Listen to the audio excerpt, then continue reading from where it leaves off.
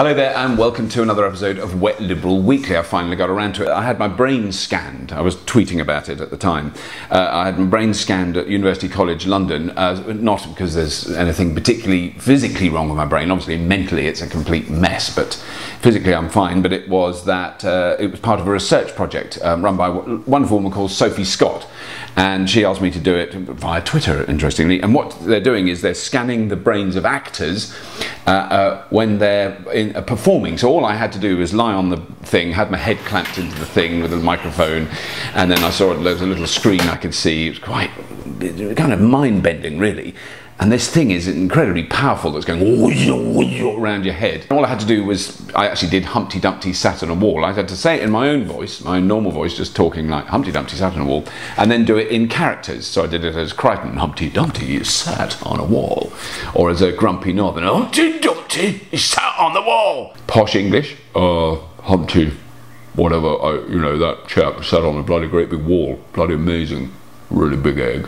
What they've discovered is when you talk normally, I think there's a sort of ring of brain activity around that area that is what we access to when we're just talking. But when actors sort of visualize a character, there's another sort of string of stuff that goes all down the sides, and it's weird, and we don't normally use that for talking, and they've discovered that from these brain scans. And the idea is that in the future possibly they can help people who've had a stroke which has affected their speech to access a different part of their brain that may be not damaged by the stroke in order to be able to regain, you see, the power of speech. Well, let's not go there. So that they can possibly learn to speak again. So, it's very worthwhile research. Not that I'm not convinced that I really did help, because I think they've done a lot of proper actors, people who've done sort of Shakespeare soliloquies and things like that. I think it's to do with sort of the way you visualize it, and certainly I found doing Crichton very difficult in that, because Crichton's very physical. It takes over my body, and it's a very physical thing, and that kind of adds up, I suppose. So I had to your head is kind of clamped in this thing, so you can't move. So my shoulders were killing me when I came out, because I guess all the stress was going, well, sir, Humpty Dumpty sat on the wall. Sorry.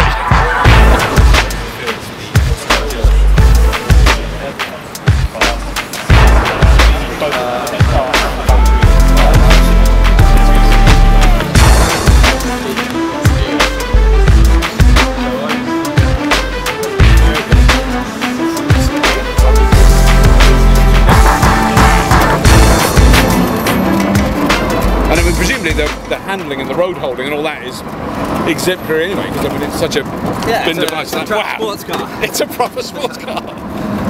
Yeah, it handles very well. Yeah. And have you done a kind of range test in it already? You've got quite a long. We did our maximum so far has been 240 miles on one charge. Right. Wow. But that was when we charged it up again. We'd only used 80% of the pack. Right. So we're going to do the M25 twice on one charge tonight. Wow. Are you tonight? Wow. And are you keeping a kind of regular average speed for that, or is that just? We're aiming to do it at 60 miles an hour tonight.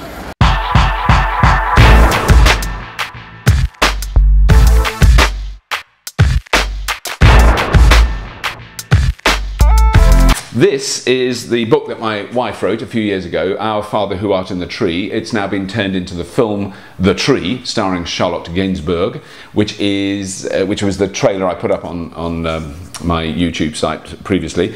I think it comes out in Australia and France very soon, and it's being released in the UK later this year, and America later this year, and the rest of the world. We don't know the dates yet. When I know the dates I will announce them. We were all meant to, as a family, go to Cannes. It was all wonderful, and we had the flights booked, and we had an apartment that was loaned to us by the Australian government, who'd booked an apartment for the whole of the Cannes Festival, and it was all wonderful, la la la la. And then we sat on the plane, and the plane didn't take off. BMI baby, I just thought I'd mention it. The plane's engine wasn't working, and interestingly, when my wife then flew again the next day in a total logistical pandemonium I don't even want to describe, because the children are having exams at the moment. It was really difficult. She eventually got there, but in fact the second plane she got on, which was I don't know, Ryanair or EasyJet or one of those ones, the same thing happened. The bloody engine didn't work. Eventually that one did take off, and I'm just wondering whether we're not hearing about all the engine failures, low-level engine failures, thank goodness, that are happening due to the volcanic ash cloud, because everybody's ignoring it, because in a capitalist economy, you've got to keep on making money. I just thought I'd mention that. I just wanted to mention Carpool. Carpool on iTunes, yes, it's past 2 million downloads. Isn't that extraordinary? No PR. Well, about 2 articles. And I've got a big announcement to make about Carpool, but I can't make it yet now here, but it will be revealed very soon.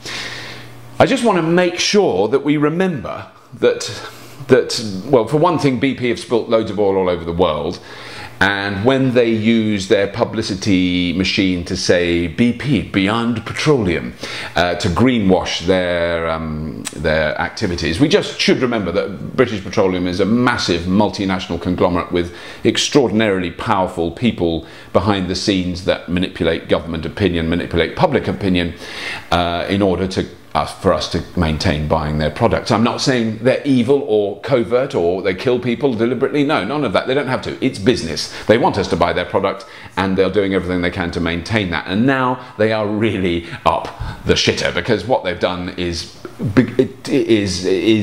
very avoidable.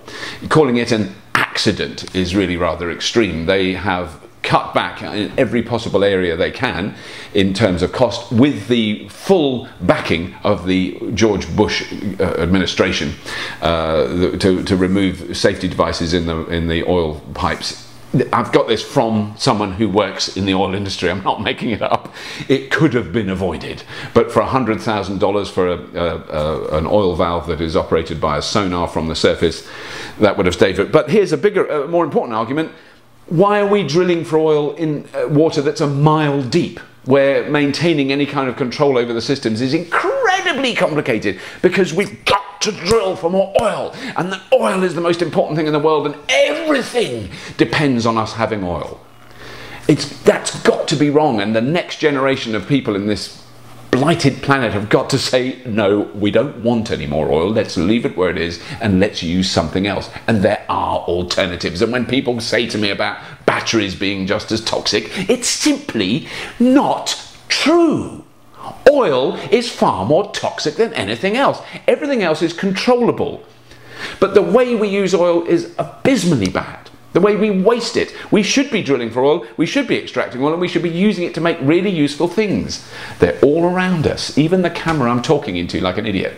It's all made of oil-based products, and we need that. We mustn't waste it by burning it in stupid, fat, overweight, massively oversized, lumpy, great, stupid, ignorant cars. That's my argument. I won't go on anymore.